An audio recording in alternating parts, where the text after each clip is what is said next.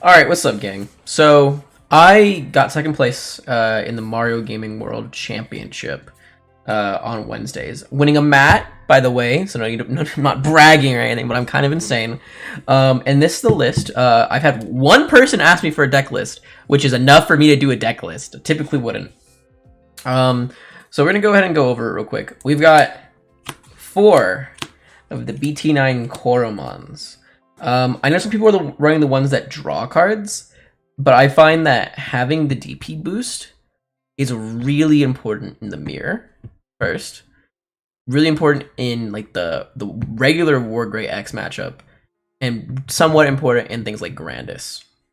Whereas like the draw, while nice, doesn't really do it for me. And we make up for the draw in other ways in this deck anyways. So we can just kind of put this to the side here. Alright, next up we got our rookie lineup. Playing 4 of the BT5 Searcher Agumon. We're running 2 Omnimon in this deck, so we can sometimes hit 2. But this is mainly just here to find our Grey X's and our Greymon in time. Because for some reason our deck still has a tough time hitting our level 4s when we really need them. Or our level 5s. We're playing 4 of the 1000 DP Booster Agumon. I'm running a proxy. I have another Agumon that fits this role exactly the same. The when attacking plus 2k DP. They do the exact same. If you have the Koromon, the extra DP is nice. Not always necessary. I think technically these should be for 2k DP Agumon when attacking. I think that's the only thing I would change in this deck, but it matters so little that I just didn't care because I already had these and I want to buy more. But if you want the optimal list, I think switching these out for 4 of the 2k attacker Agumon. I need a sleeve. I have 1, so I need to sleeve that. But yeah, so that's another 4 of our rookies. We're playing 12 rookies in this lineup. Unsurprisingly, we're playing 4 of the Agu X's. They're essentially the BT5 searchers, but better. You can hit your X-Antibodies, which is nice, and it searches for your X's. But the fact that you can play a searcher for 3, go to like 0 if you have like a Yuya out, and then Digivolve on top of it for an extra card, and then another set of searching, really, really nice, really solid. An obvious 4 of. If they had like another searcher that we could play that falls in like the red-black lineup, we would absolutely play it. I've thought about the black level 3 a bit, but you know, because we're running the red eggs, it just feels really bad to end up like 1 or 2 of them in hand. Okay, now for some of our level 4s, we've got 4 of the BT5 Greymons. What these guys do is they let you combo even with just 1 memory. With a single memory, you can get up to level 6. To level 4. I mean, level 5. There we go. Because you can go... Did you all for 1 to Greymon going to 0? Tapping a Cool Boy, or tapping 2 Cool Boy, or tapping a red memory boost lets you go into Metal for 2, and then gets you into 6, or lets you go Metal into 6. It's so crucial to have this card, even if they just put you at 3 memory. 1 going into Metal for 2, and then going into your 6. So useful. You can make arguments for the security attack Greymon, but this deck is... You want to be aggro in the matchups that let you go aggro. In the matchups that let you go aggro, you don't need the extra security attack. You're trashing so much security, controlling the board so effectively, and you're killing them by the time that anything becomes an issue. And in the matchups that are trying to security choke you, this also lets you just go fast. Lets you go fast and get your combo out no matter what they try to do. So it's really nice, really nice. We're playing 4 of the Grey X's here. We're not playing the BT9s. I think that card is copium and not very good. If you're going to play anything like that, I just play the Altar, the Metal Grey Altar, but even then I wouldn't play it. This card's insane. Decreasing the cost of your level 5s by 2 is so nice. It's actually impossible to explain how good it feels to find it, which is why we're playing. You know, everything. It's like it's fucking everything lines up so well. Playing these Agus, like, yeah, it sucks you're only searching for X's. If you find this, you're gonna take it 9 out of 10 times, unless you have like an extra copy of it in hand already. Like you want to like have 1 or 2, so that way you can go up into another stack if you really need to. There's not much to say. This card's insane. We're playing to end our champion lineup 2 of the BlackwarGreymon. We're playing this guy because he helps a lot of decks know what you're up to, right? A lot of decks kind of see it. They're like, oh, okay, for sure. We're going to try and go underneath this guy. We're going to try and do a little sneaky sneak. Where someone like a Minerva Loop, for example, they can summon a 11k attacker just throughout their entire combo, or like a 12 or 11k attacker, and then have their rushers go underneath you, and you're not able to stop it. And this blocker will save you a lot. And it's not a bad Digimon. You know, giving like a Gaiomon blocker feels good. Feels fine. We play into our ultimates now. We've got 4 of the BT8 Metal Greymon. The Digivolution effect is key in the mirror. If they don't have their Metal Gray up, then it's a house. And the 3k pop is nice. It's not mandatory, but it's nice. The reason this card is key in the mirror, though, like the Digivolution, whatever, the fact that you can attack their stack, their unspent Digimon, let you win against Grandis, let you win against Jessmon, let you win against other Blackwar players. Because on your turn, your stack's going to be like 17k, typically, with the 2k from the Greymon, the 2k from the Agu and the Koro, that gives you 4, putting your Blackwar up to 17. If you Yuya, that puts you up to 19. Realistically, nothing's going to be able to stop you except for like a 20k Jessmon GX or like a bunch of blockers on your opponent's side. And that's kind of what I ended up losing to in the other thing. But I'll talk about a little bit of the loss in a second and explain why I lost. And it was less about the deck in my opinion, and more about the misplays. Though if the deck was built a little bit differently, I think my misplay would have mattered less. But I don't know if I would change the deck. Anyways, going into the BT11 Metal X, I've seen people not play this card, and I think that is such a bad move.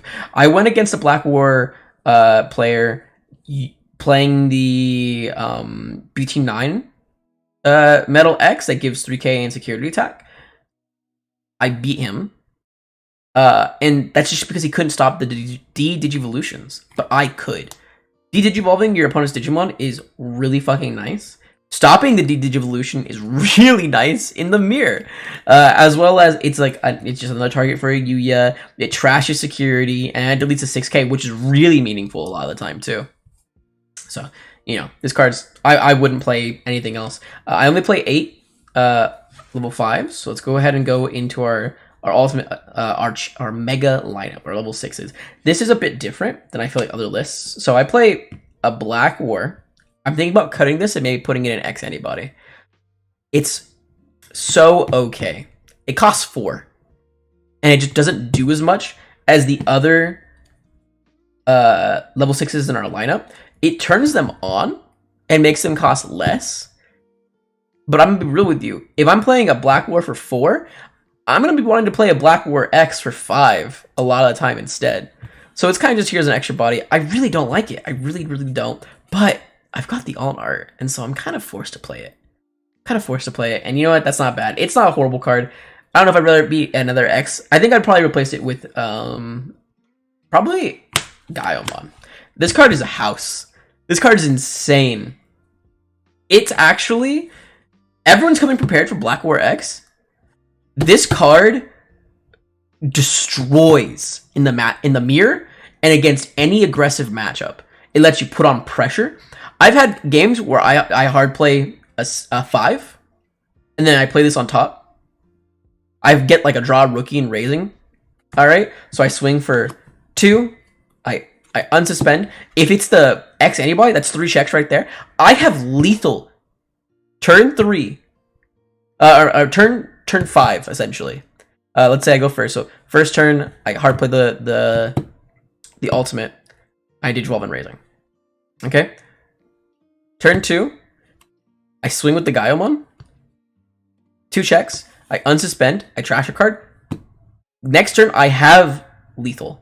So I can push up from raising, swing for 2 more checks, swing for a game. It's such a strong card. It's such an impressive card. I would drop a Black War if you don't have the alt art. If you have the alt art, play the fucking Black War, okay? But if you don't have the alt art, I would play the Gaiomons. I'd play a 3rd Gaiomon. It's actually really good. A card that I actually cut down on a copy of is Black War X. It's really good. Don't get me wrong. It's a great card. It protects you. It deletes. It has inborn reboot. There's not much more you could want from a card like this. But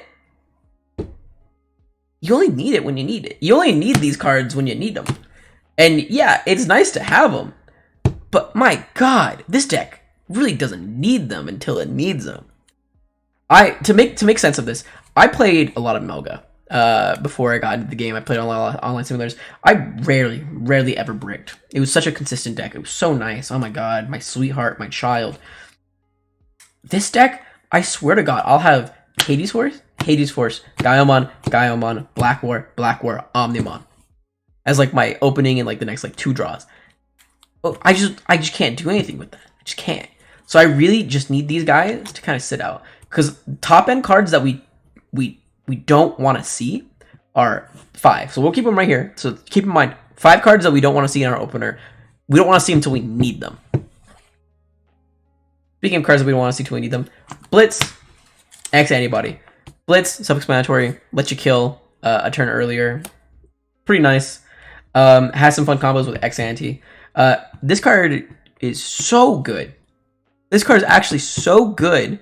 It lets you defend from Grandis, making the matchup pretty much a win as long as you can find this before their stack comes out, which is typically something you can do.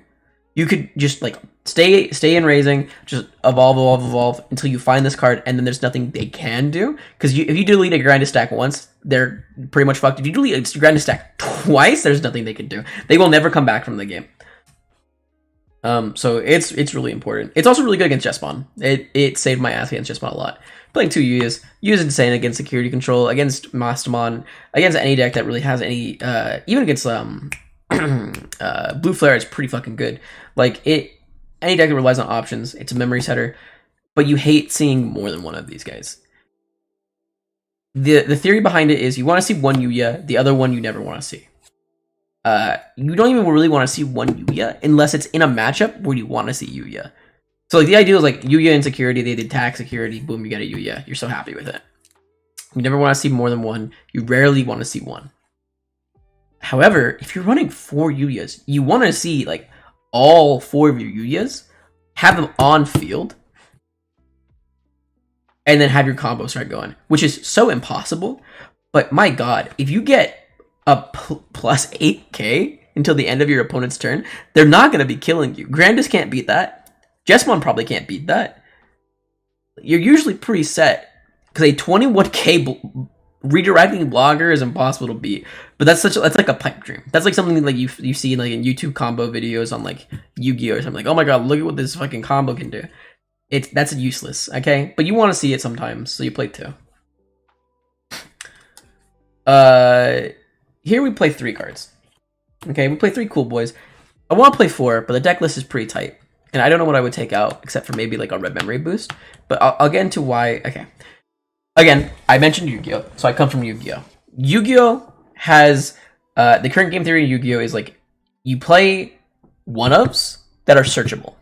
Which is why like the Omnimons and stuff make sense, because all those guys are searchable. Yu-Gi-Oh! Is a weird card. It's good, bad. And so I've kind of just put it in this 2-slot ratio. You could argue for 3. I think 3 is just bricky. You want to see it, and because of the way that Digimon works, you draw so much that I think it's fine. 3 Cool Boy feels awful. I think this is the most broken card in this deck, aside from maybe Hades Force in a vacuum. This is the most broken card in the deck, by and large, and I want to play 4. I just don't have enough X antibodies to justify it. I don't have enough X-Antibody Digimon, and I don't have enough X-Antibody option cards to justify playing 4 of this guy. Because a lot of the time, cards that you're looking for your Metal Greys, you're looking for one of your level 4s, like a Greymon, and you're looking for one of your level 3s. Those are the cards that you will be missing in your combo to like let you get to where you need, typically. And so, playing more than this makes you really likely to whiff.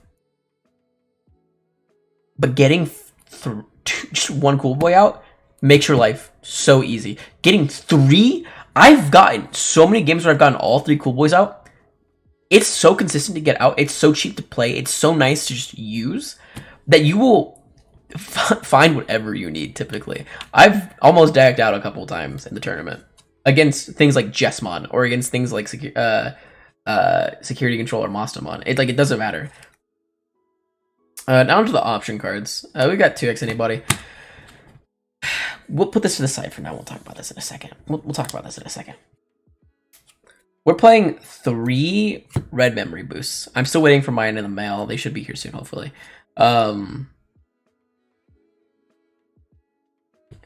It's just good. Play for 3, search 4, grab the key piece that you're missing, and then next turn tap for 2 memory when you only need 1. So this will guarantee that you'll have room to spare in the combo to go into like the Metal Grey into Metal X for an extra 1. It's so nice. It's actually so nice. And then for the final 3, we are playing 3 Hades Force. Hades Force sucks. It is one of the worst cards I ever played. It's a brick. You never want to see this in your opening. You never want to see this when you're even winning. You never want to see this when you're losing. The times you want to see this is when the game is neck and neck. All right, the game is neck and neck. You draw this card off the top, and you're like, "Holy fuck!" I have a stack. They have a stack. They have like 4 Tamers out. They have like 5 little guys. They have a huge dude. I drew Hades Force. Thank God. All right, I win the game. That's the only time you want to see Hades Force. Any other time, damn, I'm losing. Fuck, I don't have a sack out. Man, I wish these 2 Hades Forces were cards that I could Digivolve into. Damn, I'm winning. I wish I had some smaller guys that I could play out to kind of just like pepper the field and kind of like set up for lethal next turn, or even someone to raise up into the back and kind of make up a nice stack, so even if this one gets deleted, I can still win. The only time you need this card is when it's like a hard-fought fight. Any other time is just superfluous or completely useless. As well as, you play 3, though, because you want to see it in your fucking security. This is a security bomb! My god, dude. I want you to, one of the games, it never came up because I simply handled it. But I checked my security afterwards. It was Hades Force, Cool Boy, Yuya, Hades Force, Omnimon. It was an insane thing that never came up. Never came up. They didn't. They weren't able to check me a single time. But it beats Grandis. Grandis swings into this Hades Force first check. They lose the game. They cannot recover from that position. Same goes for Metal Guru. I had a Metal Guru player swinging Hades Force first check. Okay, and they lost the game. They lost the game. They went 2-0 against me, or my 0-2 against me. It's really nice. It sucks though because we're only playing 2 X-Antibody. Playing 2 of this card. So this, I brought the Yu-Gi-Oh stuff earlier. This is why I brought the Yu-Gi-Oh stuff right here. This is the same shit as Yuya. You don't want to see these cards in your hand until you need them. We have 1, 2, 3, 4, 5, 6, 7, 8, 9 copies of this card.